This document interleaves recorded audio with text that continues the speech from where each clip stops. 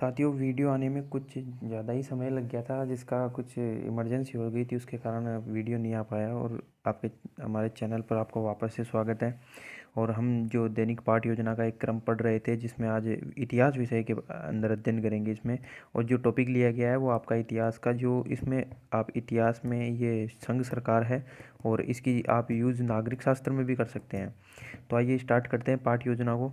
इसमें आपका जो वही शिक्षण उद्देश्य होता है और उसके अंतर्गत अपेक्षित व्यवहार परिवर्तन होते हैं। इसमें 5 से 6 आपको जो शिक्षण उद्देश्य लिए जाते हैं, आप इनमें जो थ्योरी है वो सेम लिख सकते हैं अपेक्षित व्यवहारगत परिवर्तन में। जैसे पहला जो शिक्षण उद्देश्य होता है वो ज्ञान है, तो इसमें आपका जो टॉपिक है उसको आप चेंज कर सकते हो, बाकी ये सेम लिख सकते हो। विद्यार्थी संघ सरकार के बारे में प्रत्याभिमान कर सकेंगे, प्रत्याभिस्मरण कर सकेंगे। इनमें आपको बस टॉपिक का नाम चेंज करना है, बाकी अपना को ऐसा का ऐसे उतार देना है। दूसरा पॉइंट होगा अपने अवबोध। विद्यार्थी संघ सरकार की स्थिति के बारे में व्याख्यान कर सकेंगे, विद्यार्थी संघ सरकार के कार्यों की तुलना कर सकेंगे। तीसरा आएगा ज्ञान उपयोग। विद्यार्थी संघ सरकार के कार्यों का विश्लेषण कर सकेंगे, विद्यार्थी संघ सरकार का चार्ट व मानचित्र बनाने की कुशलता अर्जित कर सकेंगे। इसी प्रकार आपके अभिरुचि, अभिवृत्ति, सहायक सामग्री, शिक्षण विधि, पूर्वानुमान, ये सब आपके इसमें आ सकते हैं। बाकी इसमें आपको सहायक सामग्री, शिक्षण विधि और पूर्व ज्ञान, ये जो 7, 8 और 9 पॉइंट है, ये आपको इस सारणी के बाहर से लिखने हैं। सारणी के अंदर 6 ही पॉइंट आएंगे। फिर आपके स्टार्ट होता है प्रस्तावना कौशल से। इसमें आपके जो 5 प्रश्न पूछे जाते हैं उनमें तारतम्यता बनी रहनी चाहिए। पहला प्रश्न है, संघ शब्द का प्रयोग किस में नहीं किया गया है? तो संघ शब्द का प्रयोग संविधान में नहीं किया गया है। हमारे संविधान के कितने लक्षण हैं? 2 लक्षण हैं। दोनों लक्षणों की क्या नाम है? संघात्मक और एकात्मक। संघात्मक लक्षण की पहली व्यवस्था कौन सी है? संविधान की सर्वोच्चता। फिर आ जाएगा संविधान की सर्वोच्चता के आधार पर कौन सी सरकार बनती है। तो ये समस्यात्मक प्रश्न हो जाएगा और उसके बारे में हमें उद्देश्य करना हो जाएगा हमारा। आज हम संघ सरकार के बारे में विस्तार पूर्वक अध्ययन करेंगे। अभी अपनी पाठ योजना यहाँ से स्टार्ट हो चुकी है, जिसका शिक्षण बिंदु है पहला संघ सरकार। इसमें पहले आपको विकासात्मक प्रश्न पूछेंगे, बालक के जो मानसिक विकास से संबंधित प्रश्न है वो करेंगे। संविधान की प्रारूप समिति के अध्यक्ष कौन थे? डॉक्टर भीमराव अंबेडकर। शक्तियों के संग्रहण के आधार पर शासन कितने प्रकार के होते हैं? 2 प्रकार के होते हैं। संघ सरकार के विषय में और आप क्या जानते हैं? तो बच्चे इसके बारे में निरुत्तर हो जाएंगे। तो अध्यापक का जो कथन होगा तो छात्र अध्यापक कथन बोलते हैं, और उसमें क्या है, संघ सरकार की व्याख्या कर दी जाएगी। और जो आपका जो श्यामपट्ट कार्य है उसमें आपका पहला पॉइंट हो जाएगा संघ सरकार। जब किसी देश में शासन की सारी शक्तियाँ एक ही जगह केंद्रित हो, अर्थात शक्तियों का केंद्रीकरण होता है, तो उसे एकात्मक शासन व्यवस्था कहते हैं।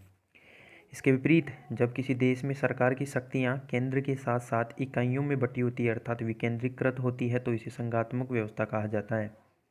संघात्मक शासन को किस तरह पहचाना जा सकता है? तो हम उस व्यवस्था के कुछ निश्चित लक्षण बता सकते हैं कि बहुशासन व्यवस्था है, जहाँ शासन की शक्तियाँ संवैधानिक आधार पर केंद्र और राज्यों में विभाजित होती है, जहाँ केंद्र और राज्य दोनों जगह सरकार होती है, अर्थात शासन द्विस्तरीय होता है, जहाँ केंद्र और राज्य दोनों को अपनी अपनी सीमाओं में कार्य करने के लिए कुछ निश्चित विषय संविधान द्वारा प्रदत्त किए जाते हैं, जहाँ पूरी संघीय व्यवस्था की रक्षा के लिए एक स्वतंत्र व निष्पक्ष न्यायपालिका का निर्माण किया जाता है। तो ये आपका संघ सरकार का जो व्याख्या है वो आ गया। अब इसके आधार पर आपको बोध प्रश्न होते हैं, जो कि बच्चे को समझ में आया है या उसको क्या समझ में आया उसके बारे में जो आपको मूल्यांकन करना है, तो उसके प्रश्न होंगे। देश में शासन की शक्तियाँ एक ही जगह केंद्रित होती है, तो उसे क्या कहते हैं? एकात्मक शासन व्यवस्था।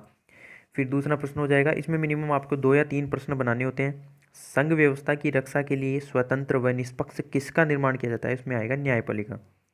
फिर आपका जो दूसरा शिक्षण बिंदु हो जाएगा वो होगा भारत में संघात्मक व्यवस्था। तो प्रश्न होगा उसका विकासात्मक, भारत कैसा राज्य है? बच्चों का आंसर आएगा संघ राज्य है या संघ शासित राज्य है। लचीला व कठोर संविधान किस देश का है? भारत का है। और ध्यान रखिए भारत का सबसे लंबा संविधान भी है। भारत की संघात्मक व्यवस्था के बारे में आप क्या जानते हैं? तो बच्चे इसमें निरुत्तर हो जाएंगे। फिर आपका कथन हो जाएगा इसमें, हमारे संविधान में कुछ लक्षणात्मक संघात्मक कुछ लक्षण संघात्मक व्यवस्था के हैं तो कुछ एकात्मक व्यवस्था के हैं।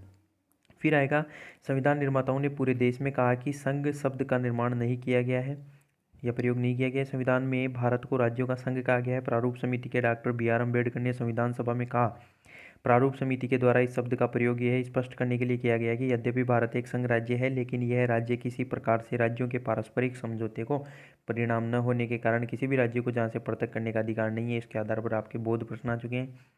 हमारे संविधान में लक्षण व्यवस्था कैसी है? संघात्मक है। डॉक्टर BR अम्बेडकर की समिति के अध्यक्ष थे, प्रारूप समिति के अध्यक्ष थे। संसद संघ सूची व समवर्ती सूची के विषय पर क्या करती है, कानून बनाती है। ये आपका तीसरा पॉइंट आ गया है। किसके द्वारा देश के वित्त पर नियंत्रण किया जा सकता है, संसद के द्वारा।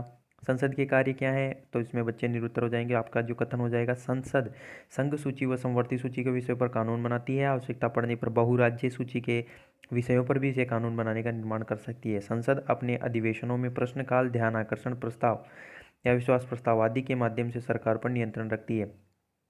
संसद द्वारा देश के वित्त नियंत्रण रखा जाता है। वह बजट पारित करती है और कर लगाने व एकत्र करने की अनुमति देती है। संसद संविधान में संशोधन करने की शक्ति प्रदान करती है।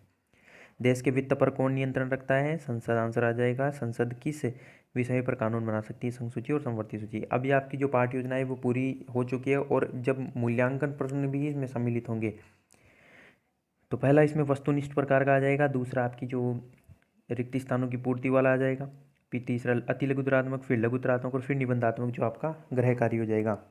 पहला प्रश्न आ जाएगा कि संघात्मक व्यवस्था की विशेषता कौन सी है, इसमें 4 ऑप्शन मिल जाएंगे। फिर दूसरा प्रश्न आएगा, हमारे संविधान में कुछ इस लक्षण संघात्मक व्यवस्था के हैं तो कुछ किसके खालिस्तान के हैं।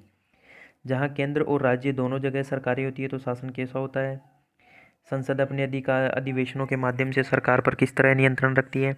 फिर आपके लघुतरात्मक प्रश्न में आ जाएगा कि हमारे संविधान के 2 लक्षणों के नाम बताइए। फिर आएगा गृह कार्य के लिए निबंधात्मक प्रश्न, संघ सरकार और संघात्मक व्यवस्था का विस्तार पूर्वक वर्णन कीजिए। फिर ये आपके नीचे जो टीचर के द्वारा चेक करने के लिए उसके जो विभिन्न पाठ्य योजनाओं के जो आपको जो सुधार करने हैं उनके सुझाव दिए जाएंगे, वो इसकी लिस्ट आ जाएगी। और इस प्रकार आपका जो ये पाठ्य योजना है वो तैयार हो चुकी है। आशा करता हूँ कि ये पाठ्य योजना जो आपके इतिहास विषय के लिए आई गई है इसमें आप अच्छा सहयोग करेंगे। और चैनल पर नए हैं तो चैनल को सब्सक्राइब कीजिए। धन्यवाद।